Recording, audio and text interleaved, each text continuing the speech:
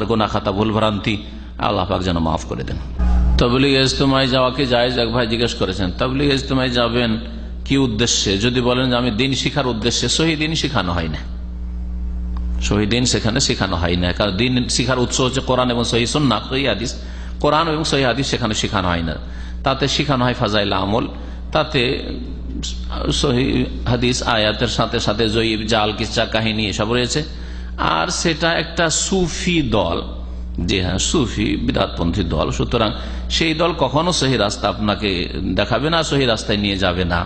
সুফিয়াতের প্রচারের জন্য যেমন মৌলানা ইলিয়াস সাহেব বলেছেন যে আমার আন্তরিক ইচ্ছা যে কর্মপদ্ধতিটা আমার হোক, ভূমিকায় দেখবেন হ্যাঁ তাদের তো কর্মপদ্ধতি আমার হোক, আর জ্ঞান এলম কার হোক, আশরাফ আলী থানভী হাকিমুল উম্মতের হোক।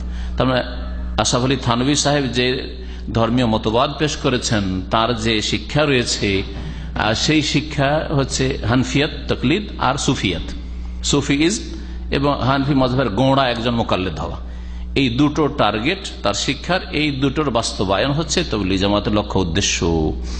সুতরাং সেখানে গিয়ে কখনো আপনি কল্যাণ পাবেন না। এই জন্য আমি মনে করি যে সেখানে যাওয়া কোনো সওয়াবের কাজ নাই, বরং সেখানে গিয়ে অনেকে গুমরাহ হচ্ছে যখন মিথ্যা কিচ্ছা কাহিনী শুনছে, এই কেরামতি আর সেই কেরামতি, আর অনেককে বলতে শুনছে মূর্খ মানুষেরা যে আমরা গরিব মানুষ, আরাফা যেতে পারি না, তো এখানে 3 বার আসলে হজের সওয়াবের আশা রাখি।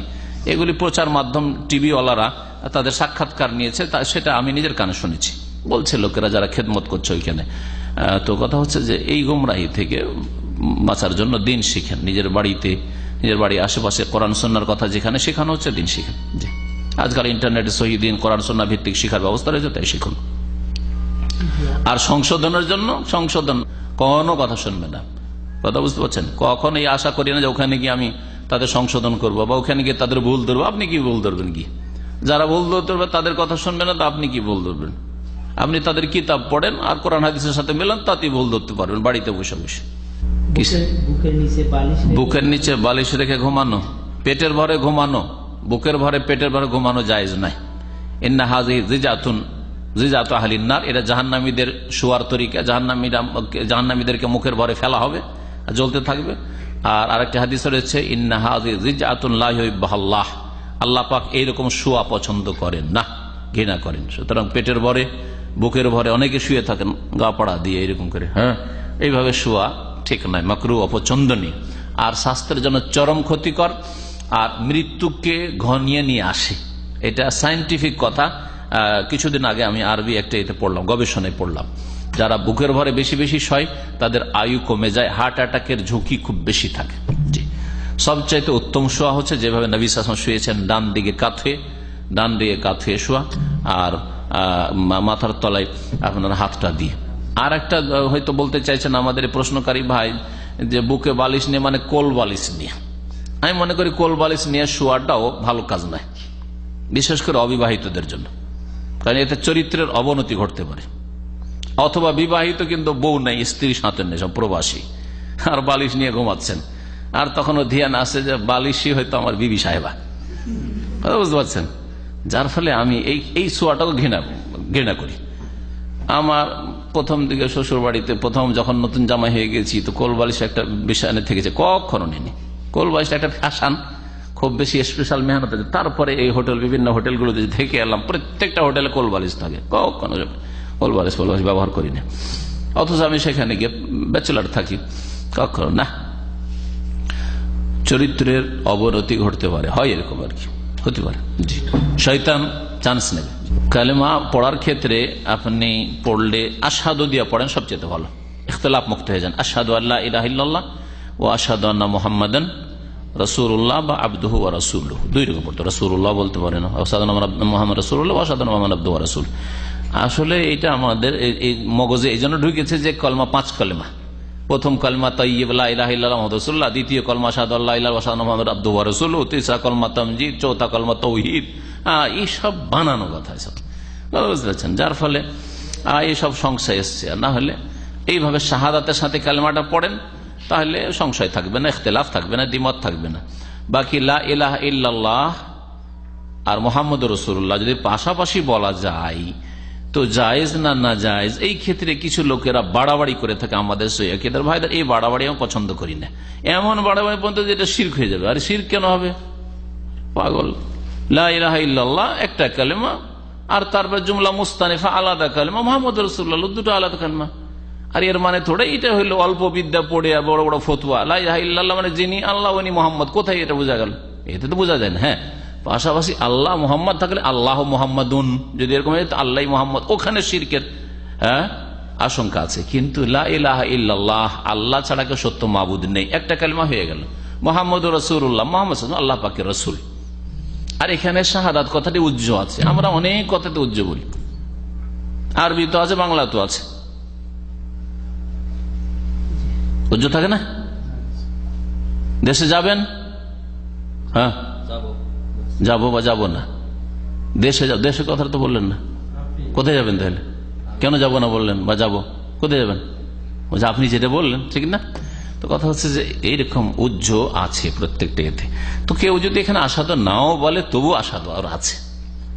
লা ইলাহা ইল্লাল্লাহ মানে আমি লা ইলাহা ইল্লাল্লাহ শাহাদাত দিচ্ছি। তবে জিকিরের ব্যাপার যখন আসবে, কেউ যদি বলে লা ইলাহা মুহাম্মদ রাসূলুল্লাহ জিকির করো, বলে না এই জিকির নেই, মুহাম্মদ রাসূলুল্লাহ জিকির নেই, লা ইলাহা ইল্লাল্লাহ শুধু জিকির রয়েছে। জিকির করবে লা ইলাহা ইল্লাল্লাহ। নামাজের সময় না হলে কি নামাজ পড়া যাবে? কারণ নামাজের সময় যখন হয় তখন আমার ক্লাস থাকে না। সময়ের আগে, বিফোর টাইম কোন নামাজ জায়েজ না। ফজর নামাজ ফজর আগে, জোহরের নামাজ জোহরের আগে, আসর নামাজ আসর আগে। একমাত্র জমার ক্ষেত্রে জোহর আসর জমা করা আর মাগরিব এশা জমা করা। তখন এশার টাইম হয়নি, মাগরিবের টাইমে পড়লেন জমা তাকদিম, অথবা আসরটাকে জোহরের টাইমে পড়লেন, জমা করলে চলবে।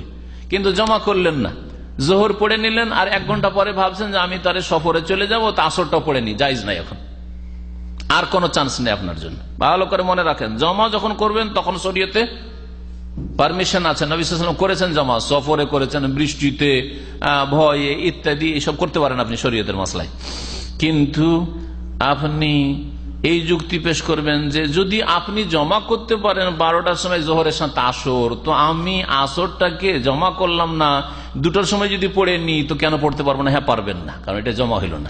আর 2টার সময় আসর হয়নি, আর এটার পরই দামামে আসর হবে। হ্যাঁ, বোঝা গেছে? মক্কায় 3:30 বা 3:15 আসর হবে, সুতরাং তার আগে নামাজ পড়া জায়েজ হবে না আসরে।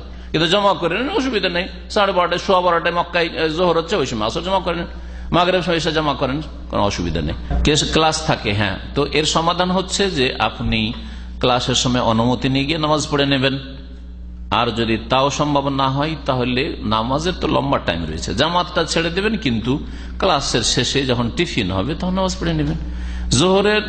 জোহরের সময় 1 ঘন্টা ক্লাস চলছে, তো 1টা বন্ধ ক্লাস চলছে, 1টার পর নামাজ পড়েন।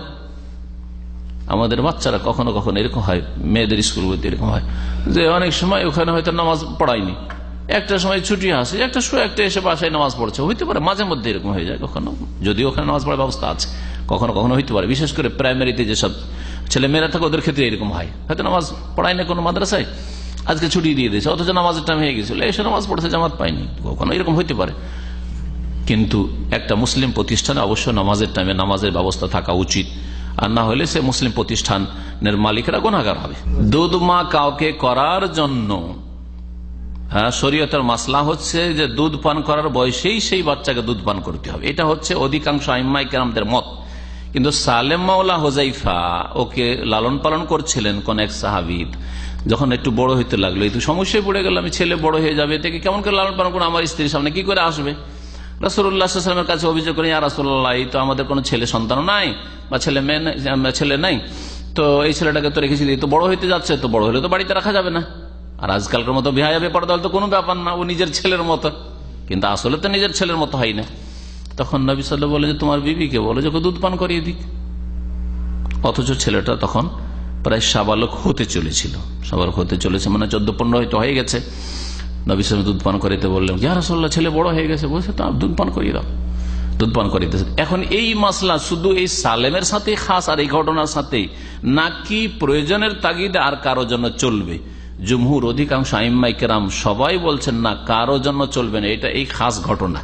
একমাত্র ইমাম ইবনে তাইমিয়া রাহমাতুল্লাহ আলাইহি বলছেন যে বিশেষ যদি কারো এইরকম সিচুয়েশন তৈরি হয়ে যায়, অবস্থা নিরুপায়, আমাকে একটা ছেলেকে রাখতে হবে আর ছেলেটা এইরকম বড় হয়ে গেছে আর এই ছেলের মতো ভালো ছেলে পাবো না, ছোট ছেলে 2 বছর পান করে এত ভালো ছেলে পাবো না, তো দুধ পান করে দিতে পারে। কিন্তু আজকাল যেহেতু ফিতনার যুগ, এইগুলো রাস্তা খোলা সবার জন্য, এগুলো খাস ফতোয়া যদি প্রয়োজন হয় কারো তাহলে। আর এই আমভাবে ফতোয়া দিলে দুধ পান করার নামে আরো কিছু হইতে পারে, এসব ফিতনাতে আল্লাহ হেফাজত করে।